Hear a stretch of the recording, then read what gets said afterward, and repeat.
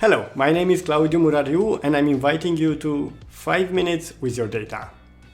This week we'll be talking about sign-up intent. But what is sign-up intent and why is it so important for your acquisition strategy? Well, as people discover your website, they land on your homepage and see that beautiful shining heading that you worked so much on getting it right. They get lured in by the promise you are making them and they scroll down to go through the rest of the story that you prepared in order to sell your product. Some people will create an image in their mind about what your product is and how is it working, and they'll be curious enough in order to see if reality meets their expectations. And at that moment, they'll go and check your pricing, or see if you offer a demo or a live tour. Or they'll go to the registration process to see what information is required from them in order to create an account. All those actions are what we call sign-up intent. And measuring them, we consider it to be critical in order to guide the optimization of your acquisition strategy. So let me show you how I do it whenever I try to optimize acquisition. So I always go to the acquisition insights, and by default I get how many people visited the website, and this is already cleaned out of the people that come to the website and log into an existing account. So that data is already cleaned. I only get here the visitors that don't have an account with my product yet. And out of them, how many show sign-up intent? Now this percentage tells me how good of a job I'm doing in explaining the product that I'm selling. Under 5% sign-up intent rate means I'm not doing a very good job.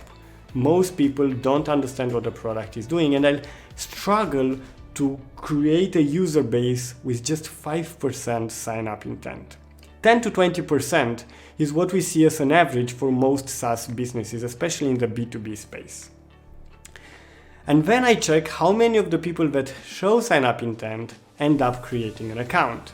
Here we expect a conversion rate of over 50%. What we have here is 17%, which is quite bad. That means that my offer, the offer that I'm making to my users, is not compelling enough for them to go through the friction that I require out of them in order to create an account.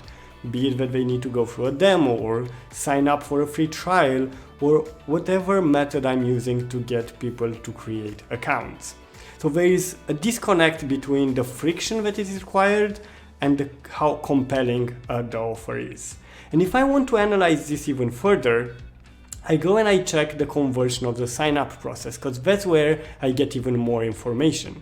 So here I get the individual actions that I defined as sign-up intent, like we have here the sign-up page, the pricing page, or what people are doing inside the sign-up page, like started filling form. And I look at every single action to see how many of the people that went through that action ended up creating an account. And automatically I see a problem, like 50% of the people that start filling form end up without an account in my product. So they already started putting their email address in the registration form and they don't manage to create an account. That might be a UX problem or a logic problem. I see this typically with a lot of companies that do not allow people with generic email addresses to create accounts. And that means that for them, the offer is not compelling enough in order to give the work email address. It's compelling enough for a generic email address, but not compelling enough for the work email address. So you either allow them to go with the generic email address or try to work more on the offer to get more people with the work email go through. But that's how I analyze sign-up intent, and just looking at the data like this tells me what I need to do. Either explain my product better or offer a better, a more compelling offer so people go through the sign-up process. I hope this is helpful for you and looking forward to meet you in our next episode.